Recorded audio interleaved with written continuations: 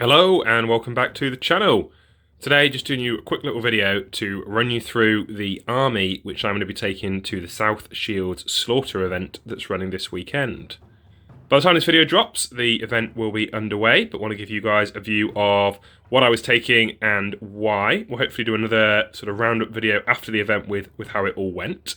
So this is a doubles event where rather than knowing beforehand who you paired with, once all the lists are submitted, you are randomly allocated another playing partner.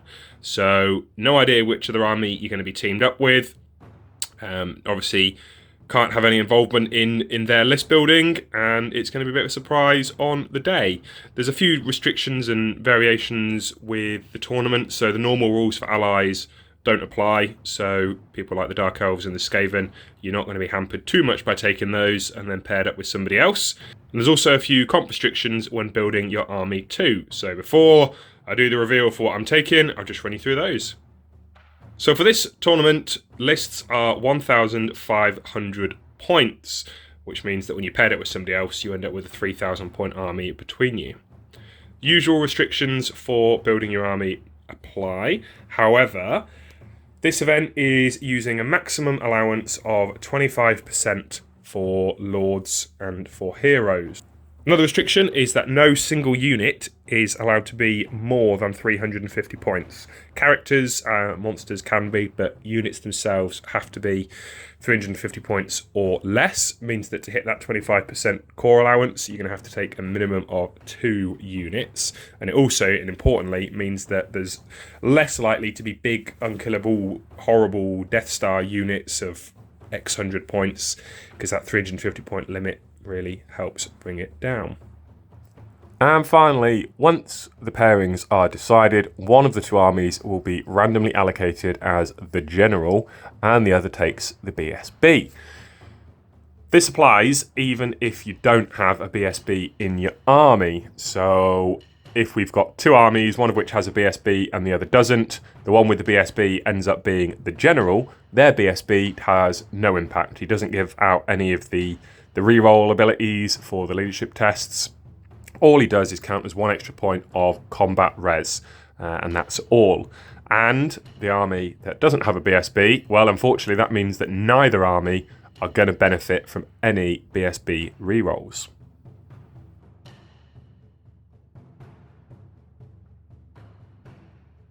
And this is the army that I'm taking to the event, my Ogre Kingdoms, with a few changes and tweaks. Always enjoy playing the Ogres. They were one of the first armies that I ever collected in 8th edition, so special place for me. They're also low model count and really easy to set up in between games rather than ranking up hordes of infantry and other things. So, having a look at this army, it is led by the Slaughtermaster, level 4, Law of the Great Maw, as he has to with only having the one spellcaster. He's carrying the Crown of Command, Talisman of Endurance, and a Dragon Helm. So Crown of Command is just, it's an auto-include really for an Ogre's army.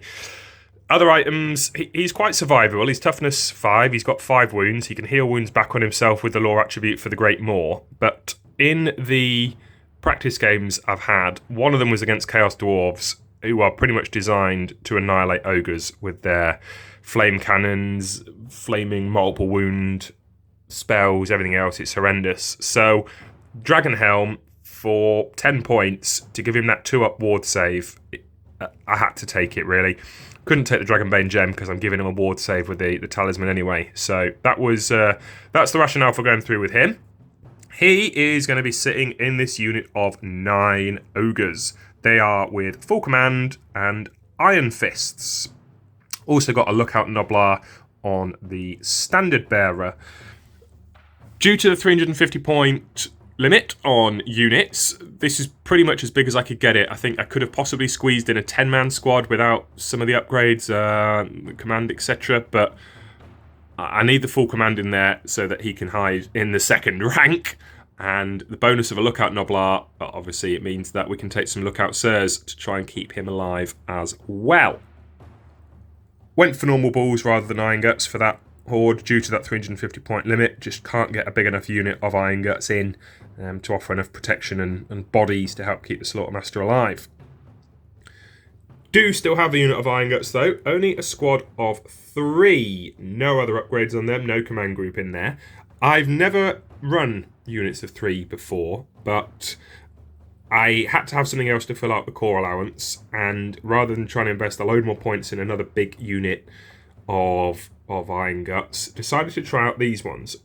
They are, I suppose, hard chaff, I guess. They're fast enough at movement 6. They're reasonably tough at toughness 4, 3 wounds each. They've got 5 up save.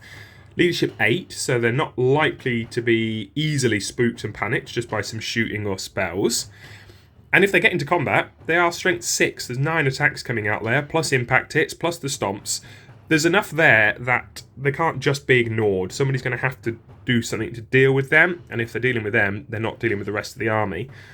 We'll see how it goes. The only time I think I've ever run a unit of 3 ogres before is with lead belchers, but be interesting to see how these do, really. Yeah, jury's out on it. We'll see. It might have been a terrible mistake, but over the course of 3 games, hopefully I will find a use for them at some point in one of them and work out what to do with them. And that's why they're in there. Moving on to the special, yes, 3 Rhinox Riders. They are 3 separate units, so individual ones each, and they are absolute monsters. If you don't know the stats on them, they are strength and toughness 5, D3 plus 1 impact hits, frenzy. They are equipped with iron fists and heavy armor for a 1-up save due to the plus 3 that the Rhinox give as well. They're horrible. They're stubborn. They're kind of like mini chariots that can march and dish out a whole load of pain. Hoping that they will be my main stars of the show at this event. The leadership's obviously normally an issue for the ogres, but due to the stubborn and the frenzy, we're not too worried about panic or anything there. I'm just hoping that they can get off some charges together, get in some flanks, and really dish out the pain. Supporting them, I have an Iron Blaster, and what's better than 1 Iron Blaster but 2? So managed to bodge together this second one from lots of bits that we had left over from a half-built scrap launcher, and get a second Iron Blaster put together as well. You know what these things do. They are lethal when on form as well, and the risk of having one of them shot off turn 1 or turn 2, as they are going to be priority targets for any canny opponent. The second one just gives me a little bit of redundancy and more opportunity to wreak havoc. So that is 1,500 points. I think it was 1,500 on the nose, actually. It might have been 1,499. I think 1,500 on the nose. Quite pleased with it. Concerns are leadership is the big one. My highest leadership in this army is 8. And if I end up being allocated as the general, we're going to have a leadership 8 general, which isn't ideal. Could have taken the standard and standard discipline down on these guys, put the Slaughtermaster in there for leadership 9, but again, it would be quite a small unit to get them in, and then either he'd have to stand in the front rank, or we end up with not very many bodies. So we're going to try it with leadership 8. So we've got stubborn and frenzy here, which is going to help stop us with panic too much.